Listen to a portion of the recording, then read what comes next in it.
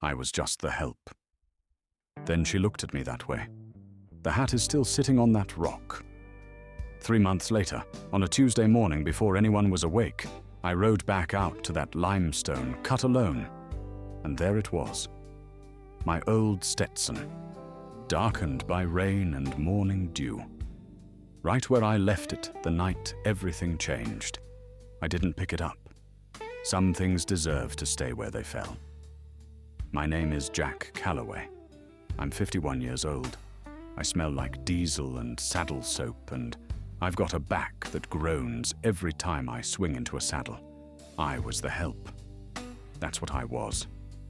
And I want to tell you about the night a 35-year-old woman walked into a creek, fully clothed, looked up at me, and said 7 words that turned my whole world upside down. But to understand that night, you have to understand what came before it. For 3 years before that hat hit that rock, Catherine Harmon was sitting alone in the ranch house kitchen at 2 in the morning, staring at maintenance invoices that didn't add up. Her husband, Robert, had been dead for 8 months. The ranch was hemorrhaging money. The spraying equipment broke every 3rd week. The foreman, Darnell Pruitt, kept shrugging. What do you want me to do about it? What she didn't know was that the machines weren't breaking on their own. Jack Calloway had arrived at Harmon Ranch 4 years earlier and stayed because the land suited him.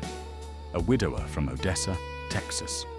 His wife Linda had died 5 years ago on a quiet Tuesday morning. His 2 sons called on Sundays when the signal held. In between, there was the work, the fences, the cattle, the long West Texas evenings on the bunkhouse steps with black coffee, and watching the sky change color. Jack didn't talk much, but he had eyes that missed nothing. He noticed the mismatched parts on the spray rigs. He noticed the way Pruitt lingered near the filing cabinets when Catherine was away. And in the 6th week, he found something worse than the maintenance fraud. Pruitt was forging Catherine's signature on water rights documents, positioning himself to sell the ranch's lifeblood to developers. This was not theft. This was a felony. Jack spent 3 weeks building the case. He photographed documents. He preserved evidence. He dated everything. On a Monday evening, by the light of a single lamp, he sealed it all into a yellow legal pad envelope, and at 5 in the morning, placed it under Catherine's windshield wiper. Then he went back to work. He was bracing a fence post 2 miles away when the sheriff's cruiser kicked up a red dust cloud near the equipment barn. He didn't watch. He already knew how it would end. Darnell Pruitt was arrested at 11:47 on a Tuesday, in handcuffs, in front of 3 ranch hands, with Catherine Harmon standing 12 feet away, arms crossed, showing nothing except the expression of a woman who has finally understood the full shape of what was done to her. Jack heard about it at supper. He nodded, said, "Good," ate his beans. 2 days later, Catherine found an older envelope behind a filing cabinet and compared the handwriting to a work order Jack had signed. She drove to the north fence line without calling ahead. She stood on the other side of the wire. "It was you, the whole time." Jack drove the post into the ground, or someone had to be. That night, from the bunkhouse steps, he watched the kitchen light stay on past midnight. He stayed on those steps much later than usual, watching that light. Before I go any further, I need to ask you something. Have you ever done something right when nobody was watching? Not for recognition, not for reward, just because it was right, and you were the person standing there? That's where I lived for most of my life, and I had made my peace with it, until she started looking at me differently. This channel, American Heartbeat, exists for stories like this one. If you still believe a man's worth is measured in what he does when no one is watching, you belong here. Follow American Heartbeat right now. This story is not over. I called Marcus on a Sunday. Somewhere in the middle of it, I mentioned that Mrs. Harmon had a good head for the land, that she was, and I picked the wrong word, or maybe the right one, exceptional. There was a long pause. Sounds like more than a boss, Dad. I didn't answer, which was the loudest answer I had given in 5 years. The Thursday, Catherine asked me to ride out to the back waterfall. I knew the water level was fine. I saddled the buckskin and the bay without saying a word. We rode north across the pasture in the kind of Texas heat that makes the horizon shimmer and lie. When the sound of the waterfall reached us through the cedar and live oak, Catherine didn't look at the water level. She looked at me. She sat on a flat rock and unlaced her boots, slowly, without drama, the way a woman removes her boots when she has already decided something. Then she walked straight into the pool.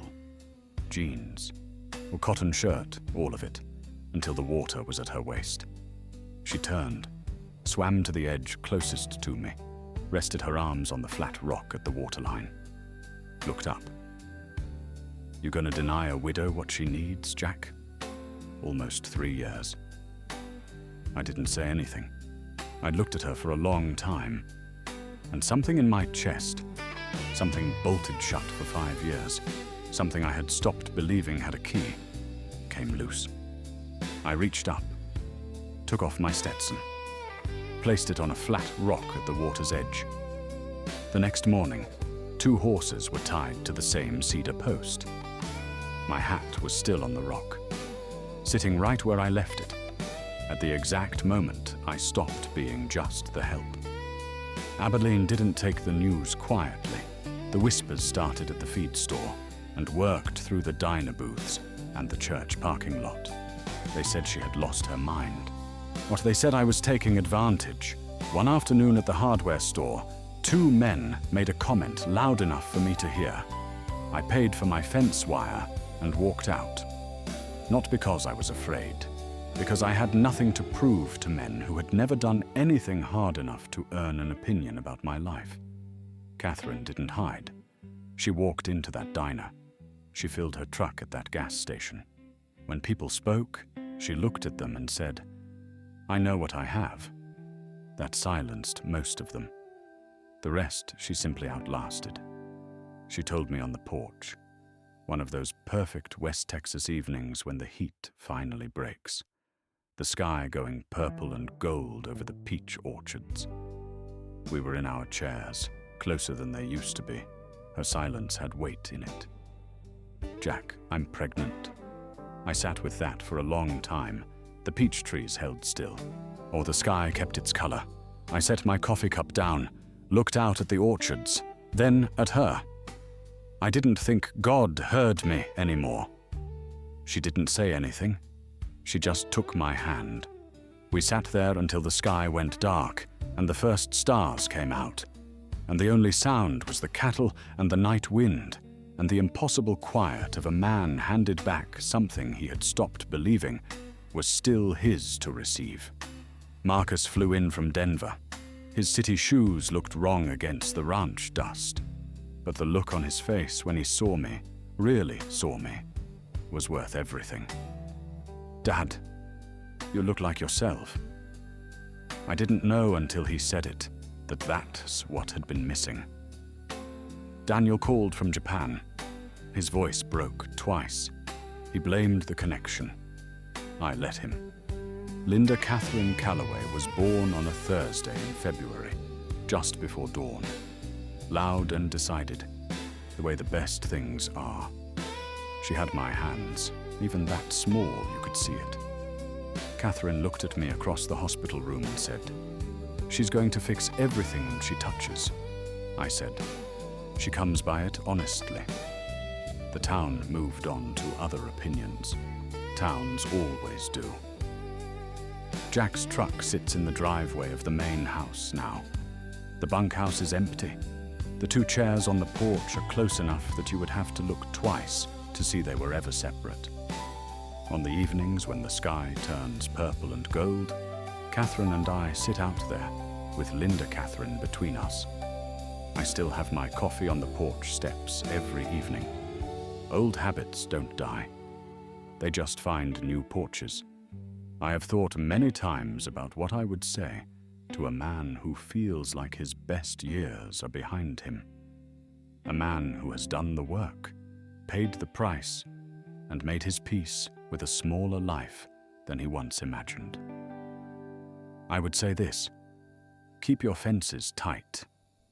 Do the right thing when nobody is watching. Be the person who shows up when something needs protecting, whether anyone asks you to or not.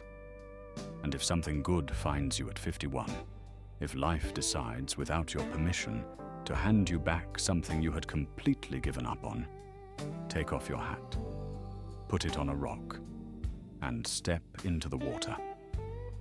Worthy. God bless you, and God bless America.